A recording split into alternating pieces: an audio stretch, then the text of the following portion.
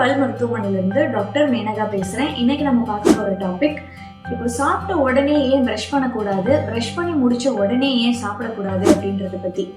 இப்போ சாப்பிட்ட உடனே ப்ரஷ் பண்ணும்போது சாப்பாடில் இருக்கக்கூடிய அசிடிக் கண்டென்ட் நம்ம பல்லு மேலே ஒட்டிட்டு இருக்கோம். அதனால இனாமல் அது வந்து சாஃப்ட் ஆக்கி வச்சிருக்கோம். ஸோ நம்ம ப்ரஷ் பண்ணும்போது அந்த இனாமலை அரிக்கிறதுக்கான சான்சஸ் நிறைய இருக்குது. அதனால நம்ம சாப்பிட்ட உடனே ப்ரஷ் பண்ணுறதை தவிர்த்துக்கணும்.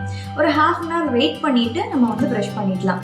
இப்போது ஆசிட் கண்டென்ட் அதிகமாக இருக்கக்கூடிய ஃபுட்ஸ் அப்படின்னு பார்த்தோம்னா சிட்ரஸ் ஃப்ரூட்ஸ், லெமன், ஆரஞ்சஸ், அதே மாதிரி டொமேட்டோ, அசிடிக் கண்டென்ட் இருக்கக்கூடிய கூல் ட்ரிங்க்ஸ், இதெல்லாமே வந்துட்டு நம்ம குடிக்கும்போது ஆசிட் கண்டென்ட் வாயில் அதிகமாகுது. பல்லில் இருக்கக்கூடிய இனாமலை அதை சாஃப்ட் ஆக்கி வச்சுருக்கோம்.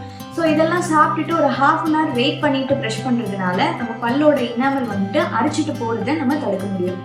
அதுக்கப்புறம் ப்ரஷ் பண்ண உடனே ஏன் சாப்பிடக்கூடாது அப்படின்னு பார்த்தோம்னா, நம்ம ப்ரஷ் பண்ணும்போது பேஸ்ட் யூஸ் பண்ணுறோம் இல்லையா, அந்த பேஸ்ட்டில் ஃப்ளூரைட் கண்டென்ட் இருக்கும். இந்த ஃப்ளூரைடு எதுக்காக ஹெல்ப் பண்ணுது அப்படின்னு பார்த்தீங்கன்னா, பல்லில் சொத்தை வராமல் தடுக்கிறதுக்கு ஹெல்ப் பண்ணுது.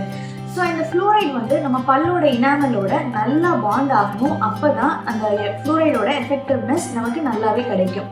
ஸோ இதை ப்ரஷ் பண்ண உடனேயே சாப்பிடும்போது இந்த ஃப்ளூரைடு எல்லாமே ஃப்ளஷ் அவுட் ஆகி போயிடும்.